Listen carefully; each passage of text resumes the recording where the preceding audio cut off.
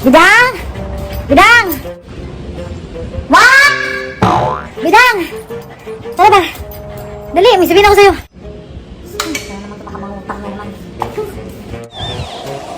Ay, pasok na lang ako dyan sa bahay mo. Kay malamig dyan. Kay may aircon ka. Hindi, sige, pumasok ka. Mali ka pa. Lamig. Ito nga, kay may sabihin ako sa'yo. Painumin ng tubig, eh. Sa eksena mo.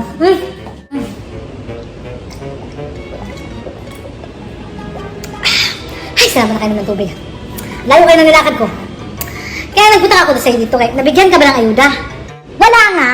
Hindi nga ako nabigyan. Kasi nga our house is bato nga daw. Eh, may pera daw kami. Pag bato daw yung bahay, hindi na daw bibigyan. Ikaw ba? Nabutan ka? Binigyan niya ako. Kaya lang, binawi din ni Kapitan kay may utang daw ako. Diyos ko naman, pambiling bigas. Ngayon, nabalitaan ko na magbigay na ng relief.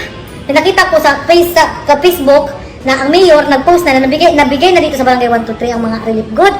Wala naman ako nabigyan. Kaya magpasama ako sa'yo, puntahan natin doon sa barangay. Nanggigil talaga ako kaya wala talaga akong bigas. Ako nga nang wala talaga kaya wala akong pambayad ngayon sa ila, sa kuryente. Hindi man ako nabahagian ng relief, uy. Ah, ganun ba? Nabalitaan ko pa na nire-repack ulit ni Kap. Bigay na ni Mayor, naka-repack na, nire-repack niya ulit. Kaya puntahan natin doon. Gusto ko makita. Kaya videohan ko talaga. I-post ko talaga sa Facebook. Ano ako, Bi? O sige, samahan kita. Tara, puntahan natin. O, teka, yung baso ko, mauwi mo na naman yan. Ayaw nga pala, yung baso mo. Hindi ko naman uuwi. Ito naman, nakalimutan lang. Yan ka na naman, hindi mo pa kalabalik yung pinggan, tapos ngayon yung baso naman. Hindi ka na? Init, so hot. Huwag ka na nga mag-inarte dyan, wala naman sa itsura mo. Alam mo, kinaganda mo yan. Hala, ayun na si Kap po, dali, pupuntahan natin si Kap. Yan nyo, bilisan nyo na. Hatiin nyo na yan, ibukod nyo na. Lahat ng mga bigas dyan, hatiin nyo sa dalawa. Ito pa. Hoy, Kap! Ano yan, Kap? Huling-huli ka na, Kap, ha? Nire-repack mo ulit. Aling na sa munisipyo nakaripack nyo, tapos nire-repack mo ulit, ha? Hoy, barangay to, wala kayong katungkulan dito, wala kayong karapatan. Anong walang karapatan? May residente man kami dito sa 123. Ako, hindi ako nabahagian ng relief, nilagpasan nyo kami doon. Ipapost na talaga sa Facebook, Kap. Ito na, Kap. Ipost ko na talaga to. I-video talaga kita. Ipapamahagi naman to sa inyo. Binibilang pa. Hindi pa tapos.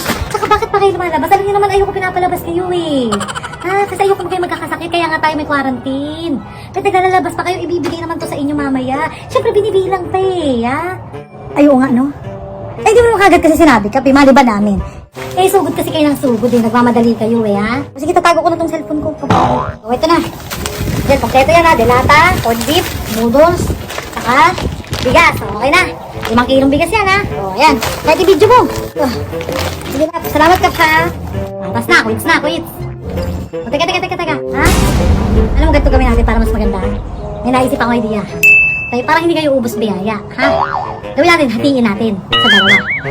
Pag hinati natin sa dalawa, at least, sa isang linggo, may kukunin pa kayo. Ay, ganun ba, Kap? Kalahating bigas muna ngayon, tapos, tigda-2 noodles muna. Then yung kalahating noodles, sa next week na. Para hindi kayo ubos biyaya. Oo nga, kasi malalakas din kumain yung mga anak ko, Kap. O, tama. Ha? Oo. Para next week, may kakainin pa kayo ulit. Ha? O, sige. Hatiin mo muna.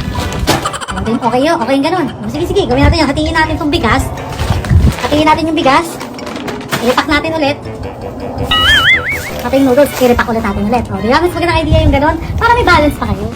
O, di at least patas, maliwanag. I-repack natin ulit. Para next week, may babalikan pa kayo. Okay na? Salamat tayo. At least may kalahati pa. At least may balance pa ako.